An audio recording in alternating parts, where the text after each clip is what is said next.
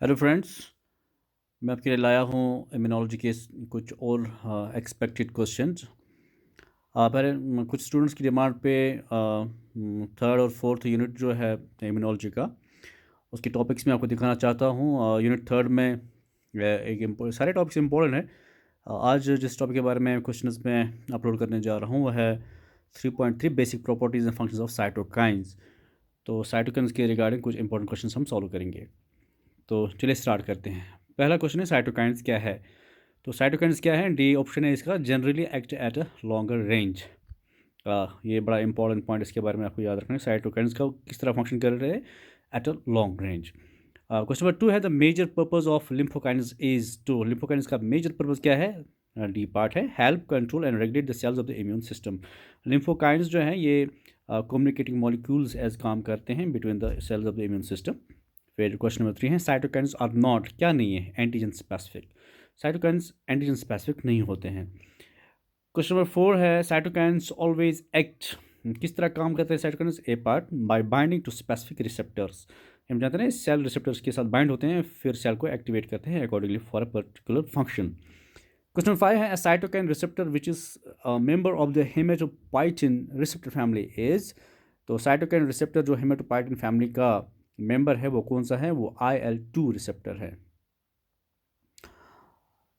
चलिए question number 6 को छोड़ते हैं, कुछ और क्वेश्चन देखते हैं। Question number 7, interferon gamma and TNF T one necrosis factor alpha can act systematic synergistically, ये एक साथ काम कर सकते हैं। क्यों? To up regulate expression of MSC class second. MSC class second जो जीन्स हैं उनको अप रेगुलेट करने के लिए इंटरफेरॉन गामा और TNF अल्फा इकट्ठे काम करते हैं। क्वेश्चन नंबर 8 को छोड़ते हैं, क्वेश्चन नंबर 9 को देखते हैं। Dendritic cells can be driven from a resting state to an activated state by the T cell surface molecule. कौन सा T cell surface molecule dendritic cells को एक्टिवेट करता है? तो करेक्ट ऑप्शन है B part CD40L। Question number 10, in germinal center B cells become memory cells under the influence of. कौन सी cells B cells को मेमोरी सेल्स में change करती हैं जर्मिनल सेंटर में? तो करेक्ट ऑप्शन है CD40। क्वेश्चन नंबर 11 है the cytokine which is most involve in the class switch to IgE production is. तो IgE प्रोडक्शन के लिए कौन सा इंपॉर्टेंट साइटोकाइन है? That is IL-4। चलिए 12 को छोड़ते हैं और नेक्स्ट क्वेश्चन पे चलते हैं। क्वेश्चन नंबर 20 को देखते हैं। Which of the following is chemo attractant that attracts neutrophils to the site of infection. बहुत ही इंपॉर्टेंट क्वेश्चन है कि न्यूट्रोफिल्स को साइट ऑफ इन्फेक्शन पे कौन अट्रैक्ट करता है? तो interleukin IL-6। Question number 21, which of the following alerts the adaptive immune system to presence of infection? कौन सा इंटरलेकिन अडेप्टिव इम्यून सिस्टम को अलर्ट करता है इन्फेक्शन के रिगार्डिंग, इन्फेक्शन के बारे में? तो करेक्ट ऑप्शन है D IL-12। Very very important. Question number 22, which of the following are secreted by macrophage after they have recognised pathogens using pattern recognition molecules. Induction pathway जिसको हम कहते हैं, इंडक्शन फेज जिसको हम कहते हैं। तो कौन से मैक्रोफेज कौन से इंटरलेकिन को सिक्रेट करते हैं? तो यहाँ ऑप्शन है A, B एंड E। तो ये सारे जो है A, B and C basically है इंटरलेकिन्स, इनको सिक्रिएट करते हैं मॉलिक्यूल्स को। Question 23, which of the following statements regarding the functional properties of cytokine is false. तो ऑप्शन C करेक्ट है, and they often display antigen specificity. अभी हमने कहा कि साइटोकिन्स एंटीजन स्पेसिफिक नहीं होते हैं, तो ये वाला ऑप्शन गलत है। चलिए क्वेश्चन नंबर 26 को लेते हैं। What type of immune response is not mediated by helper T subset. Helper T cell subset कौन से इम्यून रेस्पॉन्स को मीडिएट नहीं करती हैं? तो करेक्ट ऑप्शन है activation of IgE synthesis. Question number 27 है IL-1, IL-6 and TNF alpha और pro inflammatory cytokines that are known to. ये सारी चीज़ें ये करते हैं काज इंक्रीज वास्कुलर परमेबिलिटी जो इन्फ्लेमेशन में होता है, act in concert with chemokines promote migration of inflammatory cells. यानी ये IL-1, IL-6 और TNF अल्फा जो है ये इन्फ्लेमेशन जब होता है तो उसमें सारा अपना ये रोल प्ले करते हैं, सारी चीज़ें करते हैं। ये all of the above correct option होगा। क्वेश्चन नंबर 28 को देखते हैं। Which of the following cytokines plays a role in terminating inflammatory responses. Inflammatory response को टर्मिनेट खत्म कौन करता है? तो वो है TGF-B। C is the correct option. चलिए क्वेश्चन नंबर 34 को देखते हैं। Which one of the following cytokines can mediate release of acute phase proteins from the liver.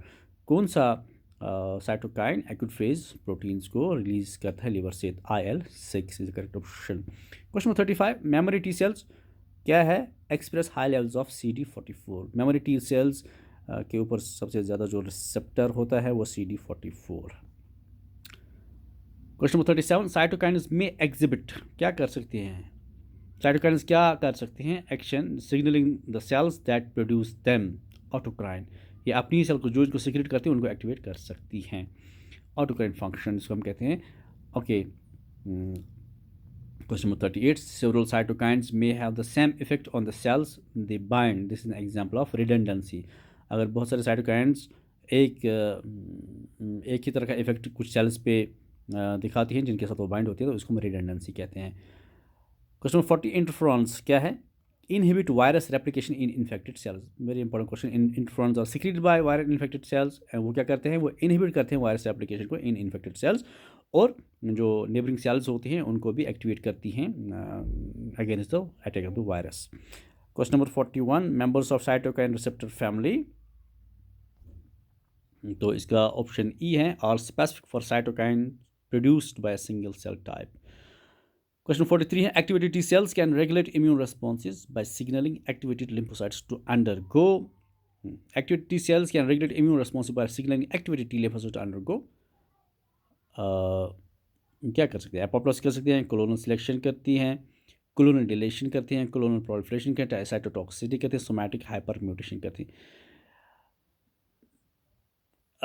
Apoptosis तो उनकी डेथ होती है ताकि वो सेल्फ एंटीजन्स को जो है उनके अगेंस्ट काम ना करें। Question number 44, inflammatory cytokines produced by macrophage activate all of the following except, किस चीज़ को एक्टिवेट नहीं करती हैं inflammatory cytokines? Neutrophils to be more cytotoxic. Question तो पार्ट सी जो है करेक्ट ऑप्शन है इसका।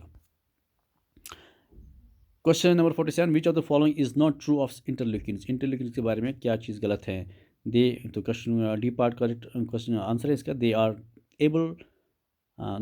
Able bind antigen with a high level of specificity, वही बात है, इंटरल्यूकिन साइटोकाइन्स एंटीजन स्पेसिफिक नहीं होते हैं, तो यहाँ पर ये ऑप्शन गलत है। फिर क्वेश्चन 51 है, all of the following are important functions of type 1 interferon except that they, correct option D, are important growth and proliferation factors for B cells. तो question number 52, IL-12 is important for which of the following? Alpha interferon के लिए वो बड़ा important है। Question number 59, cytokines involve in acquired immunity, कौन से cytokines acquired immunity में involve होते हैं? तो बी पार्ट है, IL-2, IL-4, IL-5, IL-13, IFN। Question number 60, which of the following is true regarding the number of subfamilies of chemokines? तो correct option 4 है, B part. Question 61, the innate immunity cytokines are, तो इसका correct option B part है। Question 62, IL-8 is which type of chemokine? तो correct option B है, CXC। Question number 63, chemokines are produced mostly by which molecule? Chemokines are produced mostly by which cell होना चाहे, तो correct option है macrophage.